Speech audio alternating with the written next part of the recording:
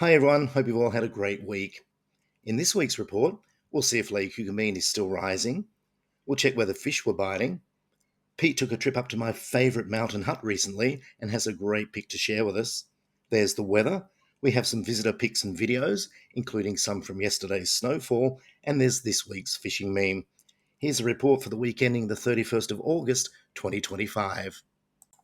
Most of the mountain lakes benefited from the decent rain and snow this week, with Lake Yukon being up a full 1% over the past 7 days and Jindabyne a whopping 3.2%.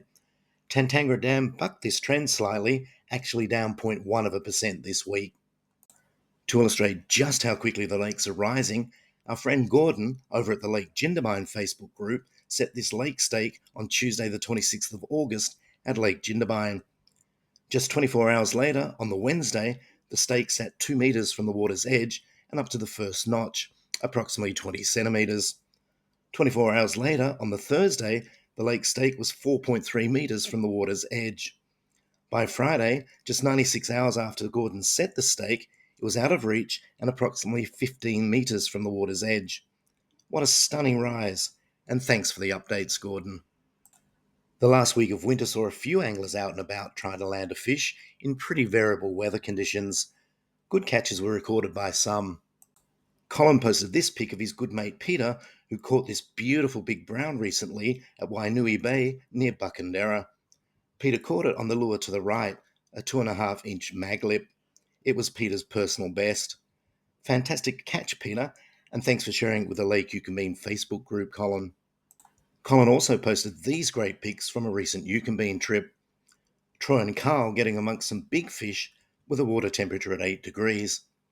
Colin added the fish, all caught on the troll, didn't set off the ratchet alarm, even with a modest drag setting. They simply followed the boat like a dog on a lead, the only indicator of a fish being no lure action on the rod tip.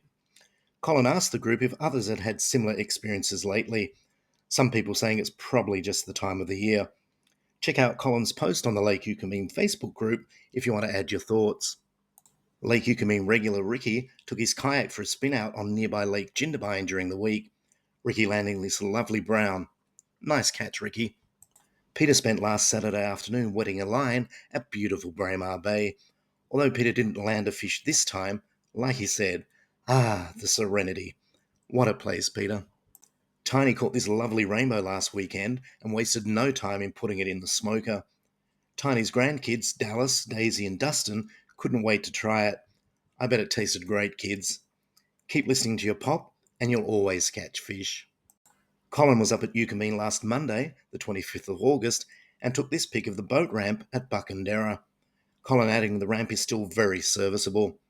Thanks for the update, Colin. Here's another of Jim's favourite flies. Jim adding it's a very productive all-rounder for Yucambine called the Scruffy Nymph. It's one of those buggy flies that scream, "Come and get me," intimidating nothing in particular and everything in general. Jim likes to fish 2 of these about 5 feet apart, slowly, in a team with an intermediate line. Thanks for sharing and the great tip, Jim. Tony's been a bit under the weather lately, but now he's feeling better. He's back making his famous 55mm mandatory minnow lures. Here's one in action.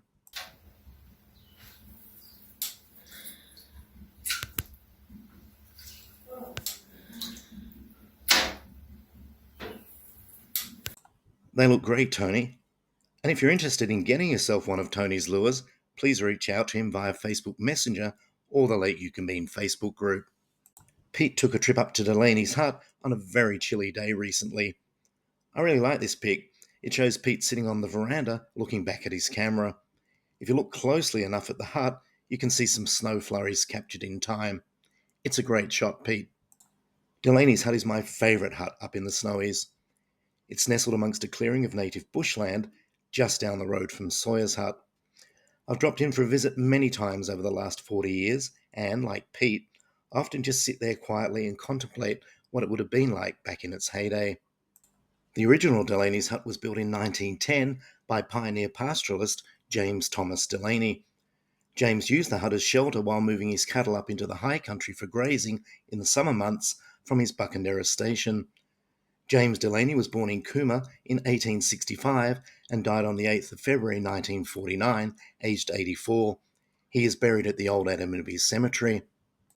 Delaney's hut was burnt to the ground in the 2003 bushfires, but was restored in 2007. Unfortunately, Delaney's hut, along with 11 other mountain huts, was again burnt to the ground in the devastating January 2020 bushfires, the second time the hut was destroyed by fire in just 13 years. I took this short video just days after the 2020 fires.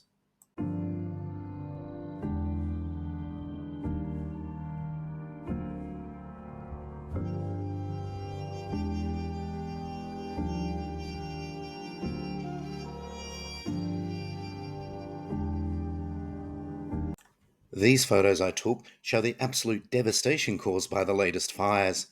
As you can see, there really wasn't much left behind. It was really sad to see. In some of the pics, you'll see the remains of another fireplace. The fireplace was from the original Delaney's hut, built in 1910, that was lost in the 2003 bushfires. As you can see, the rebuild after 2003 moved Delaney's hut a few metres away from its original spot.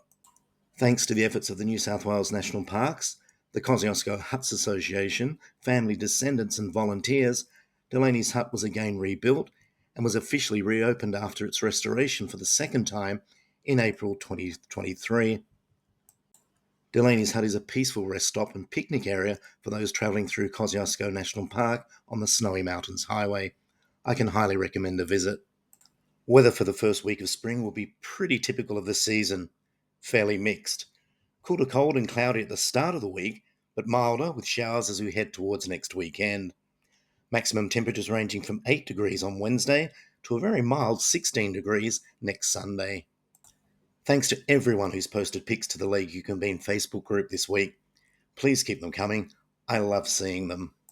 I love this photo posted by Tiny. It was taken last weekend near his home at Anglers Reach. I bet there's been some fishing tackle lost around those trees over the years, mate. Thanks for sharing. Longtime Adaminaby resident and good friend Mary has an amazing collection of old photos taken from the Yukonbean region over many years, just like this one. We think it might be from around 2006. Many watching this video will remember seeing this yacht in Yens Bay. It literally sat in the bay for years before water levels subsided enough to leave it high and dry. The yacht belonged to local Matthew Swift. I don't know what happened to the yacht. It just seemed to vanish one day. If you do happen to know, please let me know via the Lake You Can Bean Facebook group. And thanks for sharing, Mary. Daniel took a trip to Yukonbean on a very windy Friday. As Daniel said, surf's up at Rushies this morning. Take a look at Daniel's video.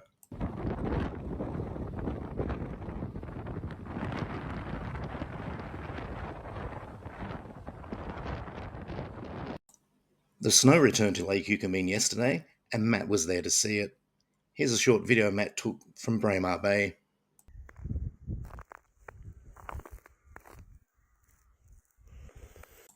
Also waking up to the snow yesterday morning was Tiny Egan, who lives at Anglers Reach. I'm so jealous, Tiny.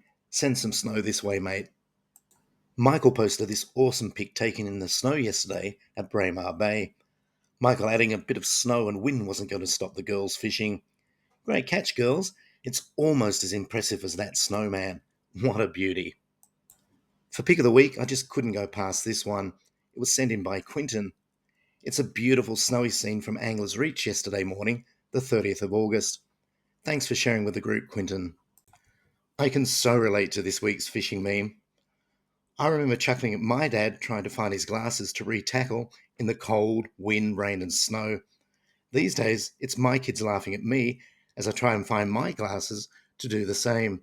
Oh, the joys of getting old. Well, that's the report for this week. I hope you found it useful. As always, I'm happy to take on any feedback or suggestions. And don't forget, if you're looking for more information on Lake Yukonbean, check out the social media channels. There's the website, Facebook, Instagram, and YouTube. And please remember to like and subscribe, and you'll get notified as soon as I put up new videos. Have a great week, everyone. Stay safe and tight lines. Bye for now.